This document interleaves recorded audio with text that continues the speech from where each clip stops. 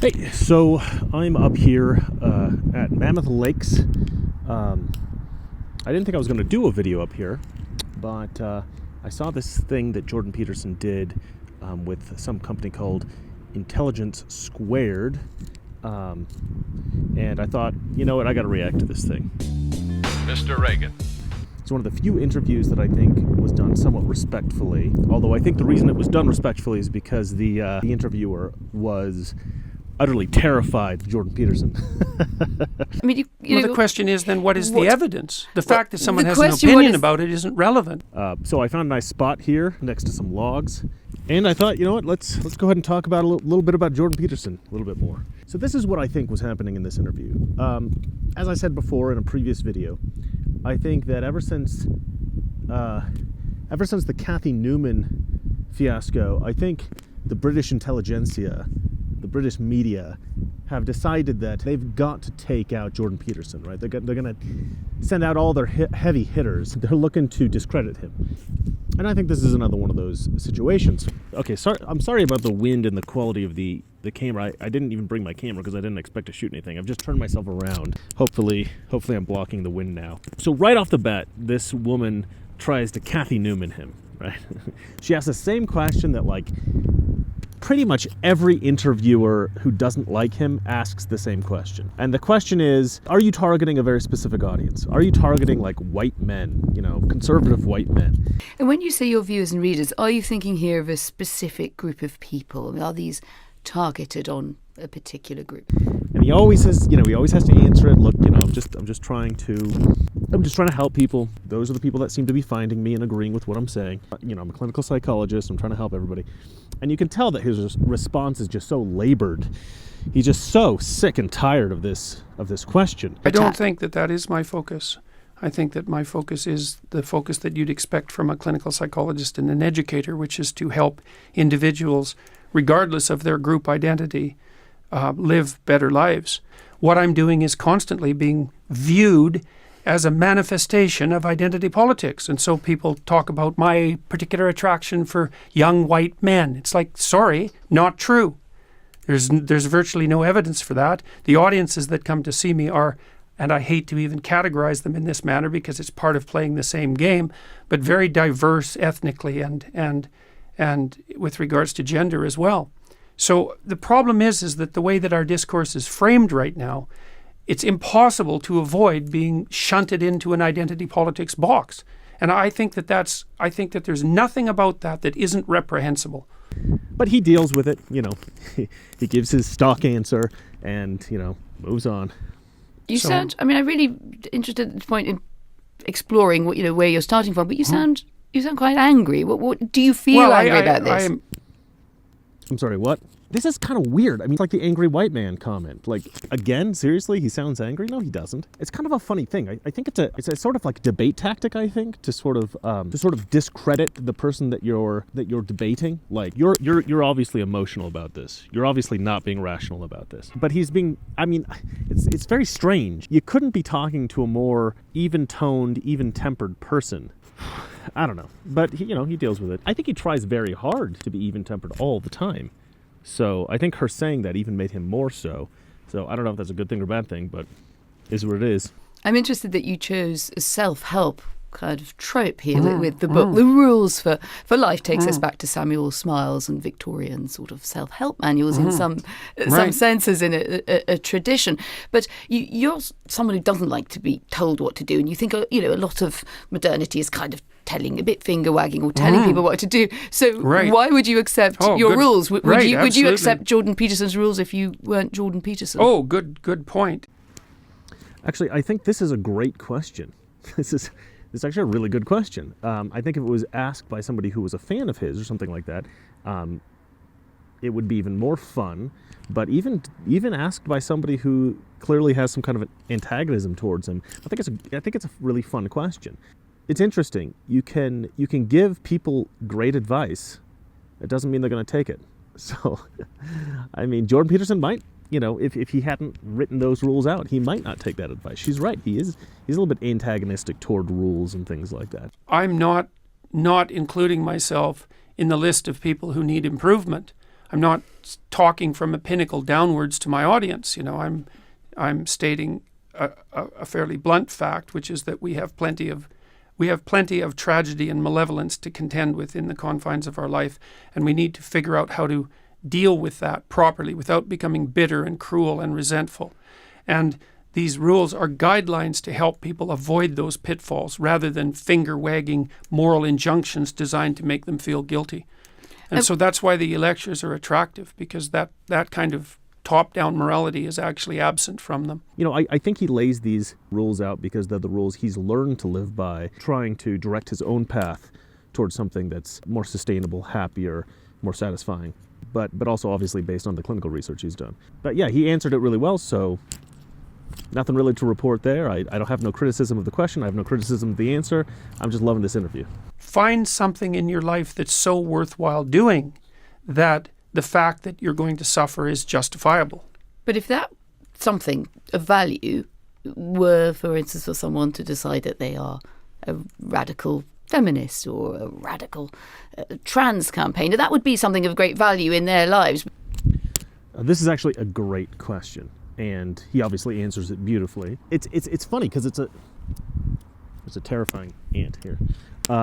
Because it's a combative question, but it's a combative question that she asks so timidly.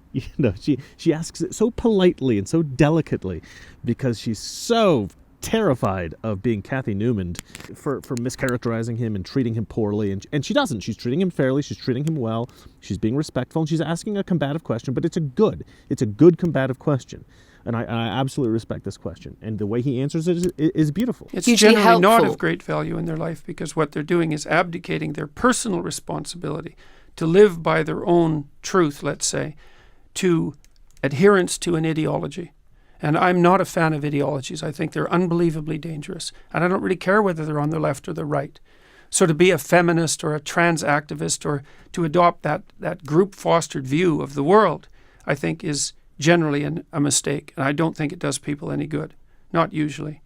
And it also allows them to adopt, and this is something else that's gone very wrong with our political discourse, is that it allows people to adopt an unearned sense of moral superiority and also of omniscient knowledge, because an ideology offers you that.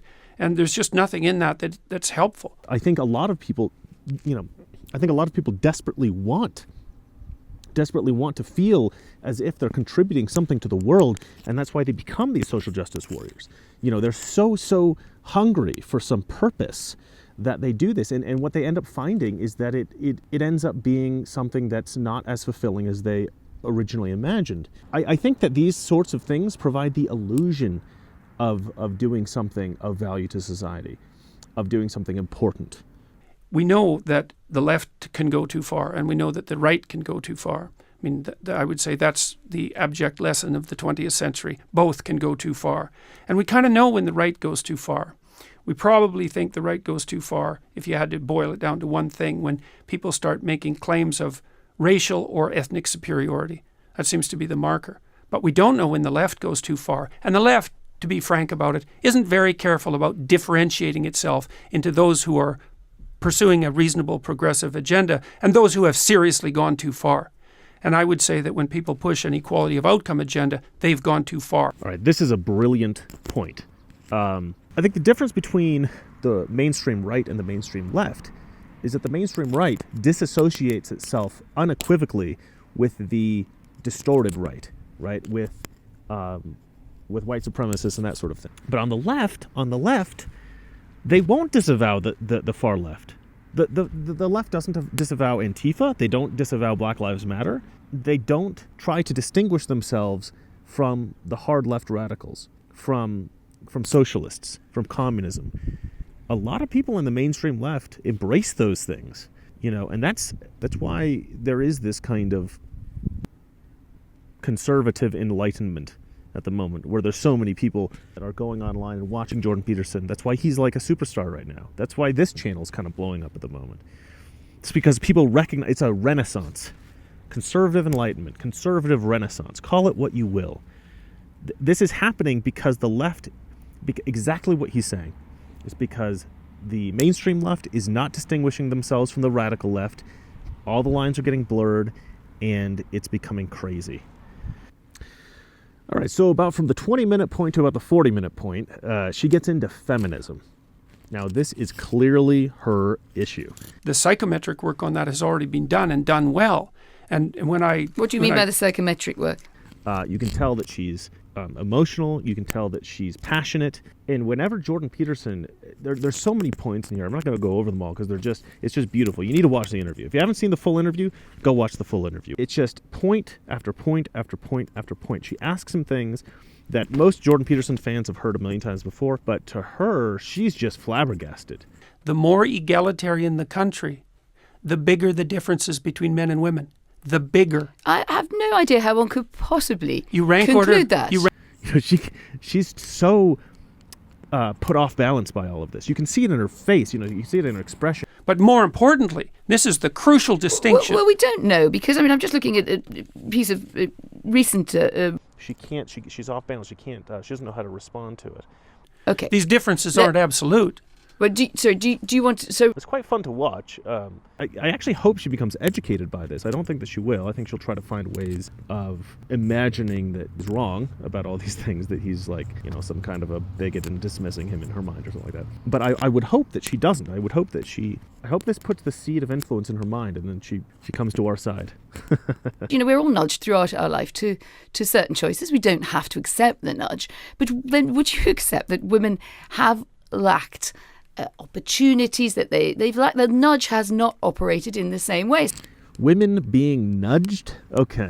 If anything, when I was growing up, Jordan Peterson probably doesn't have a good perspective on this because he's a little bit older. When I was growing up in the 80s, so I guess I'm a little bit older too, but when I was growing up in the 80s, women weren't being nudged. They were literally being told, they were being pushed aggressively into becoming career women. The idea of becoming a housewife, when I was growing up, it was considered something embarrassing, right? You were somehow doing a disservice to all women if you were a woman and you became a housewife, right? This was like an archaic idea, the idea of the housewife, and no woman should do it. I grew up in Oregon, so, it's a pretty liberal place. All our teachers were leftists, so, that's to be expected. But this idea that women are being nudged into traditionally female roles by our society is insane. They were being heavily pushed into becoming career women when I was growing up. So I don't know what the heck she's talking about. Gosh, how can this woman even think that? She's got a career in radio. She's obviously a very successful person. Does she really believe women are being nudged into, traditional roles? I don't think she really believes that. I think that's something she made up in her mind. There is this idea on the left that there's this whole like swath of ignorant people, right? That they're this sort of like sophisticated minority, and that there's all these millions of idiots out there that aren't anything like them. Well, I'll tell you what, to all the leftists out there, you're not as smart as you think. You're not as sophisticated as you think, all right? I grew up with farmers, and I can tell you they're as sophisticated. One of the smartest guys I know, right, is my best friend. He grew up in Hawaii, but he never went to college. He's not like one of these liberal elites. He's like one of us, right? He's like a staunch conservative, and he's unbelievably sharp. In fact, I'm trying to encourage him to do some of these videos. But everybody's got TV now. Everybody's got the internet, right? The rednecks are more sophisticated than you could possibly imagine. Not all of them. I've watched some of those shows on TLC or whatever. Yeah, they're not all sophisticated, but a lot of them are. The people that live in the country aren't as stupid as you think. Well, I'm sure that you've met women in your life that acted towards you in a bullying and detestable manner. It's very difficult for women to cope with that because they don't have any real recourse. And female bullying can be unbelievably vicious. And usually that takes the shape of reputation destruction, innuendo, and gossip. It's well documented. It's very difficult to defend. Men do it too, but men, no. But the patterns, disproportionately women, in your view, or not? Sorry. Yes, disproportionately women. That's what the data indicate. Only women? It's very difficult to defend. But men do it too, but men. This is her sort of only attempt, her really only serious attempt at trying to make the suggestion that Jordan Peterson is some kind of a sexist, or trying to suggest to her audience that you shouldn't listen to this guy because he's got these inappropriate ideas about women. He's There's a little bit of sexism in there. She was too gun shy to really go full board on that, but it's to be expected. It's a shame. She shouldn't have done it, really. I mean, it's a bit of a shame. I mean, most of this interview has been pretty respectful, and I actually think that, she's an all right lady. I don't hate this woman, but she shouldn't have said that. That was inappropriate. Women manifest aggression towards themselves and to others, but they don't use lethal force. They don't use physical force the same way men do. So they have to do it some other way. Why do they have to do something some other way? Because you can people take your are Hobbesian aggressive. war against, so you're basically a Hobbesian. Life is No, war I'm of all half and against half. all. Half and half. Half Hobbes, half Rousseau. That's why I'm not an ideologue. Because I don't think that people are good or evil. I think they're both. I don't think that culture is security or tyranny. I think it's both. And I don't think that nature is benevolence or catastrophe. I think it's both. And that's why I'm not an ideologue. This is the conservative position exactly. I mean, the Republicans should just take this line of speech and put it on their website or something. Like, this is what we believe. I'm actually doing a video about this called Why People Are Liberal, or Why People Vote Democrat, or something like that. It's all about how the left has this oversimplified view of the world, essentially that people are evil, and so we need government to regulate everybody.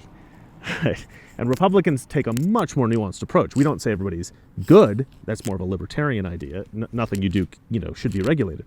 Republicans take a more nuanced approach. Everybody's good, everybody's bad. Some people are really bad, and some people are mostly good. We need to make laws that don't overregulate, that give people the freedom to do mostly what they want most of the time. Why do you want to monetize? Is it about raising money for a cause, or is it about raising money for you? Why put money into it at all? Isn't this an area where the market might be better left out? I am an evil capitalist, after all, and I don't really make any apologies for that. I saw Jordan Peterson get asked this once before, and it's a little bit, it's really an inappropriate question, because at the end of the day, tons of people are making their living off of YouTube videos, off their Patreon accounts. It's actually a more democratic way of making money than this woman working for Intelligence Squared, or whatever this thing is that she's working for.